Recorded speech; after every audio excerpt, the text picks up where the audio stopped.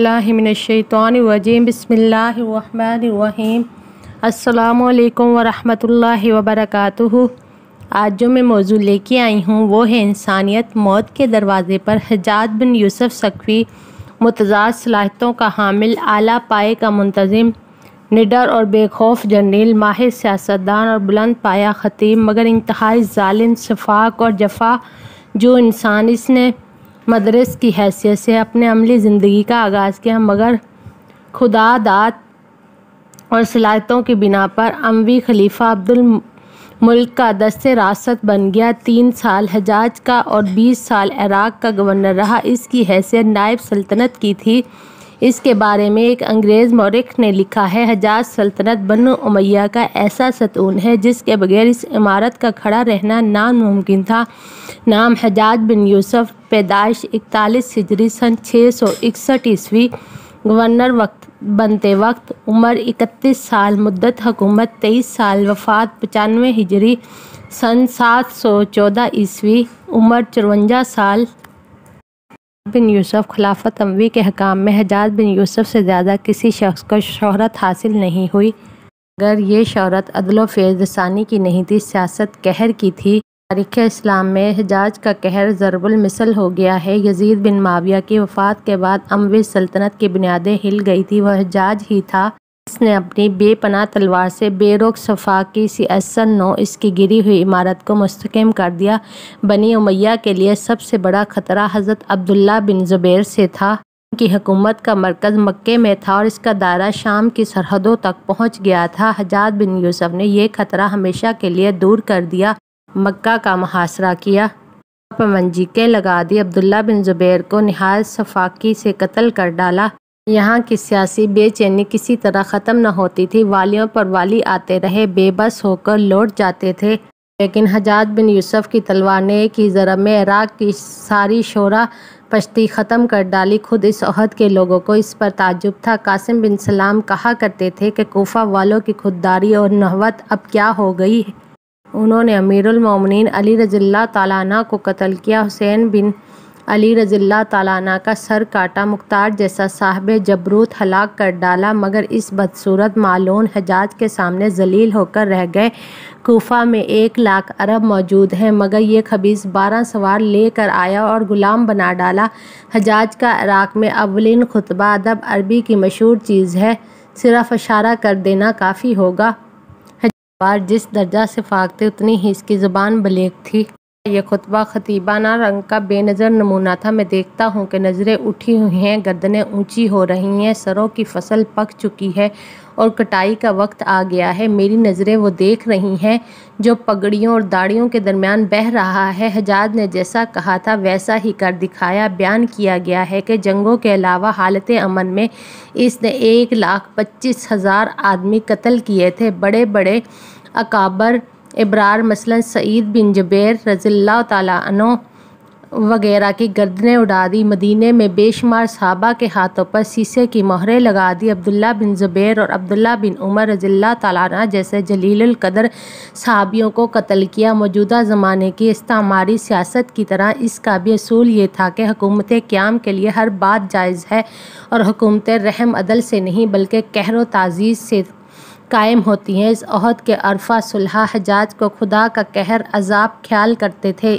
حسن بصری رضی اللہ تعالیٰ عنہ کہا کرتے تھے کہ حجاج اللہ کا عذاب ہے، اسے اپنے ہاتھوں سے دور نہ کرو بلکہ خدا سے تضرع و وزاری کرو، کیونکہ اس نے فرمایا ہے وَلَقَدْ أَخَذْنَاهُمْ بِالْعَذَابِ وَمَا اسْتَكَانُوا لِرَبِّهِمْ وَمَا يَتَضَرَّعُونَ۔ یہی سبب ہے کہ جو ہی اس کی موت کی خبر سنی گئی، حسن بصری رحمۃ اللہ علیہ اور عمر بن عبد العزیز رحمۃ اللہ علیہ سجدے میں گر پڑے۔ اس امت کا فرعون مر گیا، بے اختیار ان کی زبانوں سے نکل گیا۔ اب دیکھنا چاہتے ہیں جابر قہر مان انسان نے موت کا مقابلہ کیوں کیا؟ جس گھاٹ ہزاروں مخلوق کو اپنے ہاتھوں اتار چکا تھا، خود اس پر کیسے اترا؟ بیماری عراق پر 20 برس حکومت کرنے کے بعد 54 برس کی عمر میں حجاج بیمار ہوا۔ اس کے معدے میں بے شمار کیڑے پیدا ہو گئے تھے اور جسم کو ایسے سخت سردی لگ گئی تھی کہ آگ کی بہت سی انگیٹھیاں بدن سے لگا کر رکھ دی جاتی تھی، پھر بھی سردی میں کوئی کمی نہیں ہوتی تھی۔ موت پر خطبہ جب زندگی سے ناامیدی ہو گئی تو حجاج نے گھر والوں سے کہا مجھے بٹھا دو، لوگوں کو جمع کرو۔ لوگ آئے۔ اس نے حسب عادت ایک بلیغ تقریر کی، موت اور سختیوں کا ذکر کیا، قبر اور اس کی تنہائی کا بیان کیا، دنیا اور اس کی بے ثانی یاد کی، آخرت اور اس کی ہولناکیوں کی تشریح کی، اپنے ظلموں اور گناہوں کا اعتراف کیا۔ پھر یہ شعر اس کی زبان پر جاری رہا: میرے گناہ آسمان اور زمین کے برابر باری ہیں، مگر مجھے اپنے خالق سے امید ہے کہ رعایت کرے گا۔ اگر اپنی رضامندی کا احسان مجھے دے تو یہی میری امید ہے، لیکن اگر وہ عدل کر کے میرے عذاب کا حکم دے تو یہ اس کی طرف سے ہرگز ظلم نہیں ہوگا۔ کیا یہ ممکن ہے کہ وہ رب ظلم کرے جس سے صرف بھلائی کی توقع کی جاتی ہے؟ پھر وہ پھوٹ پھوٹ کر رویا۔ موقع اس قدر عبرت انگیز تھا کہ مجلس میں کوئی بھی اپنے آنسو نہ روک سکا۔ خلیفہ کے نام خط۔ اس کے بعد اس نے اپنا ایک کاتب طلب کیا اور خلیفہ ولید بن عبد الملک کو حسب ذیل خط لکھوایا: اما بعد میں تمہاری بکریاں چراتا تھا، ایک خیر خواہ گلہ بان کی طرح اپنے آقا کے گلے کی حفاظت کرتا تھا۔ اچانک شیر آیا، گلہ بان کو تماچا مارا اور چراگاہ خراب کر ڈالی۔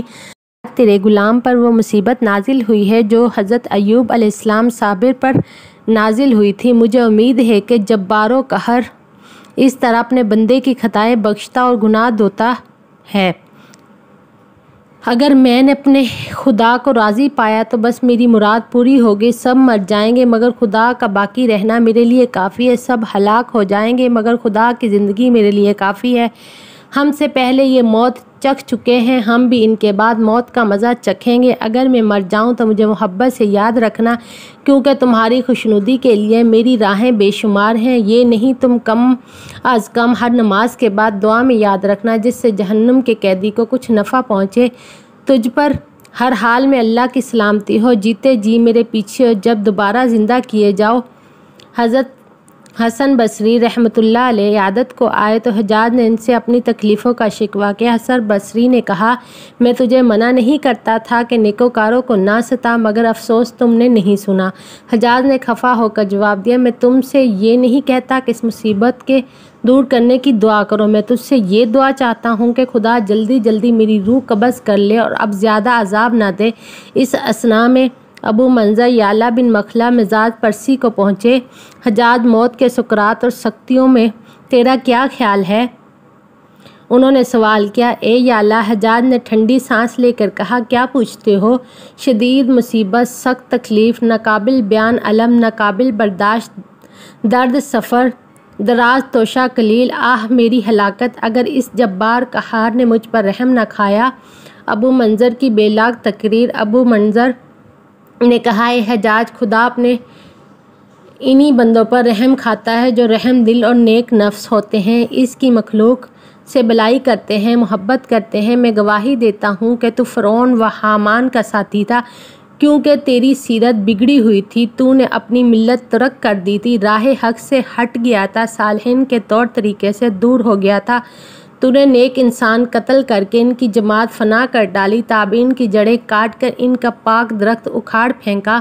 افسوس تو نے خالق کی نافرمانی میں مخلوق کی اطاعت کی، تو نے خون کی ندیاں بہا دی، جانیں لی، آبروئیں برباد کی، کبر و جبر کی روش اختیار کی، نہ اپنا دین بچایا نہ دنیا ہی پائی، تو نے خاندان مروان کو عزت دی مگر اپنا نفس ذلیل کیا، ان کا گھر آباد کیا مگر اپنا گھر ویران کر لیا۔ آج تیرے لیے نہ نجات ہے نہ فریاد، کیونکہ تو نے آج کے دن اور اس کے بعد غافل تھا، تو اس امت کے لیے مصیبت اور قہر تھا۔ اللہ تعالیٰ کا ہزار شکر ہے کہ اس نے تیری موت سے امت کو راحت بخشی اور تجھے مغلوب کر کے اس کی آرزو پوری کر دی۔ حجاج کی عجیب رحمت طلبی۔ راوی کہتا ہے کہ حجاج یہ سن کر مبہوت ہو گیا، دیر تک سناٹے میں رہا، پھر اس نے ٹھنڈی سانس لی، آنکھوں میں آنسو ڈبڈبا آئے، آسمان کی طرف نظر اٹھا کر کہا الہی مجھے بخش دے، کیونکہ لوگ کہتے ہیں کہ تو مجھے بخشے گا نہیں۔